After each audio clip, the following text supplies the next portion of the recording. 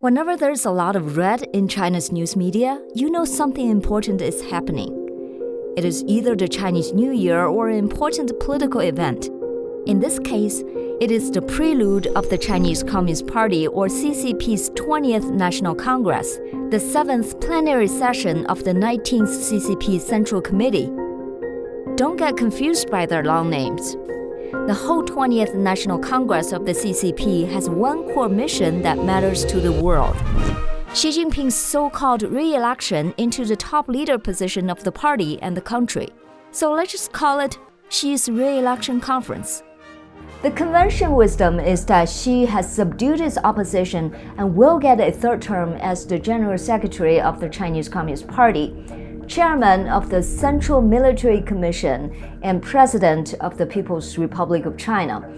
An incident that would violate the Communist Party's long-standing rule of top leaderships serving only 2 terms. Nevertheless, Xi would most likely get his way. But just a few days ago, this gentleman, Gao Wenqian, an expert on the history of the Chinese Communist Party, revealed an important detail that he thinks could change Xi Jinping's fate at the last minute. What is it? It is the formation of a small committee whose lifespan is about 10 days.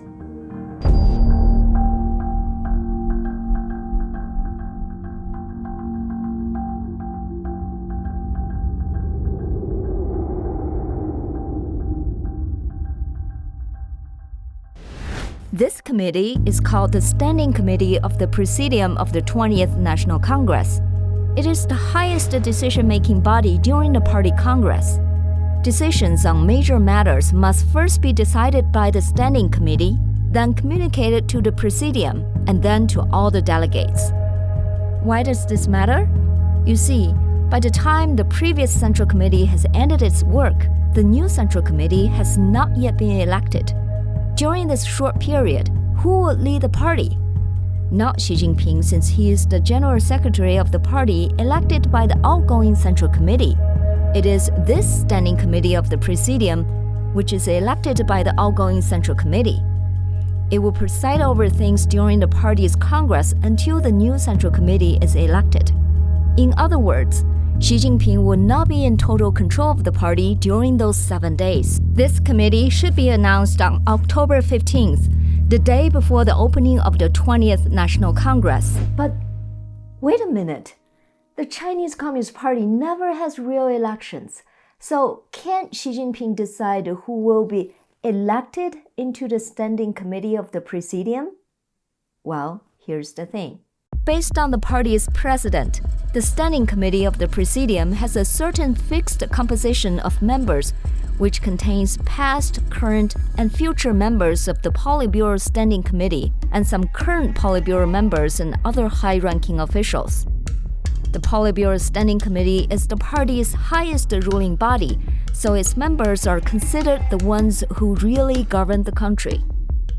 Keeping that in mind, now let's see who is in the Standing Committee of the Presidium for the 18th National Congress, right before Xi became the top leader. It consists of 41 members, 7 from the future or upcoming Politburo Standing Committee, 9 from the current or outgoing Politburo Standing Committee, 12 from the earlier Politburo Standing Committees, and 15 from the current lower-level Politburo and other departments. Xi Jinping is most concerned with the members from the past Politburo Standing Committees.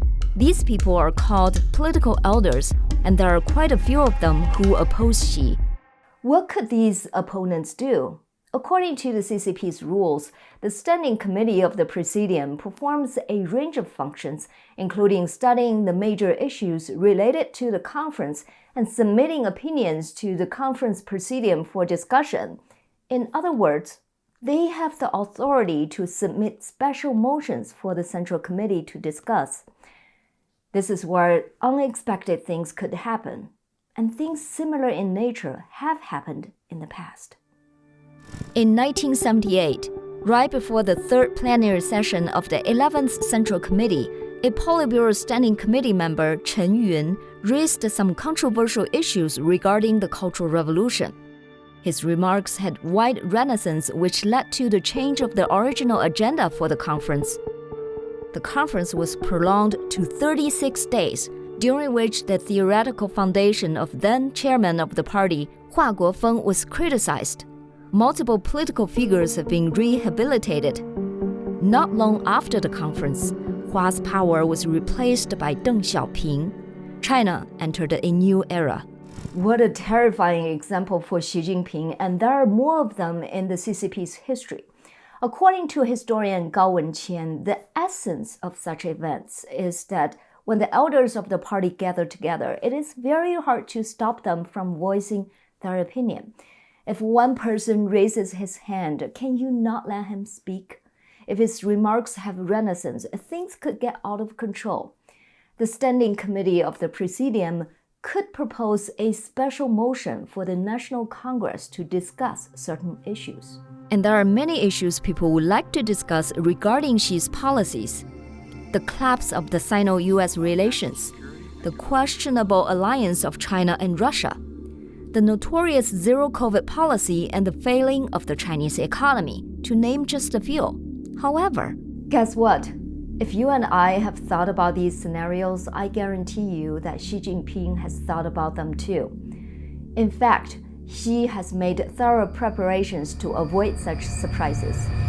In May 2022, the General Office of the CCP Central Committee issued an opinion that pointed out the necessity to ensure that retired cadres, especially party members who had held leadership positions, continue to listen to party's words, follow the party's words, and consciously align with the party Central Committee with Xi Jinping at its core.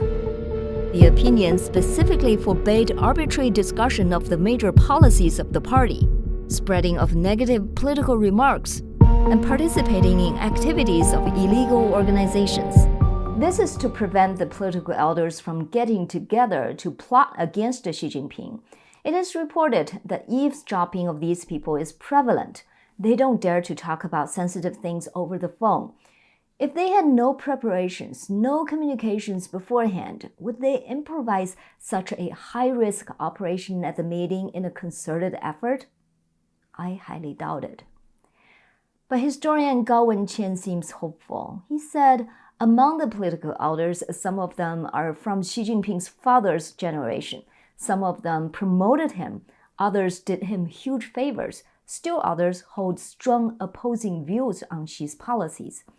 So this is a group of people Xi has a hard time dealing with.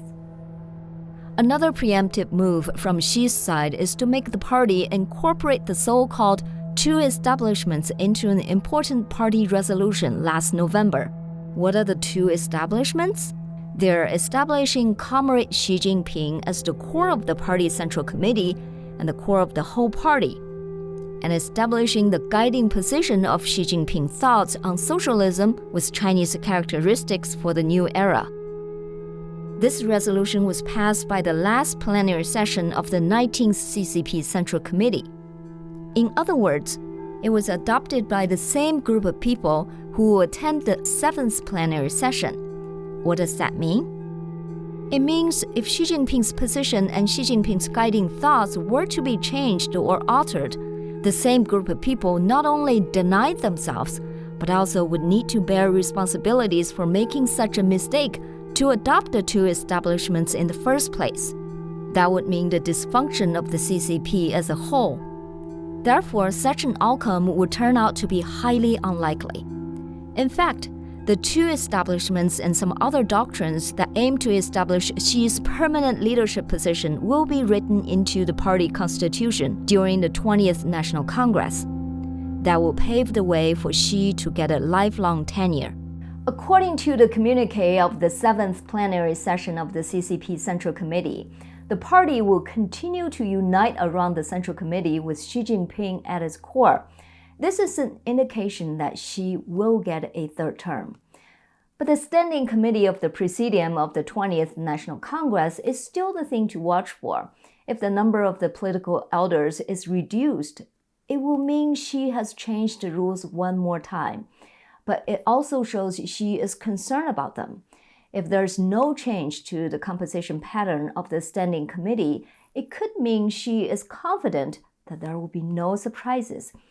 It could also mean Xi does not have the authority to change this long-standing tradition of the party. In either case, its implication will only be revealed after the 20th National Congress.